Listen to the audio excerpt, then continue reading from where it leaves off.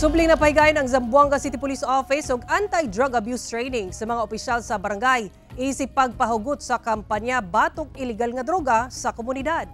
Gisalmutan sa mga opisyal sa 98 ka mga barangay, lakip mga opisyal sa Sangguniang Kabataan sa Zamboanga City ang tulo ka adlaw nga Barangay Anti-Drug Abuse Council training sa syudad.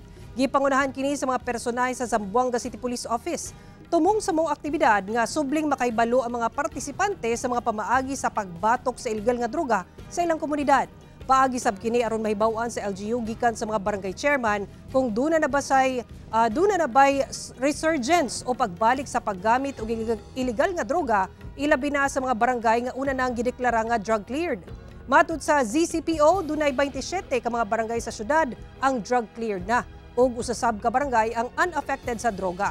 Apan duna pay kapin 50 ka mga barangay ang dili pa cleared.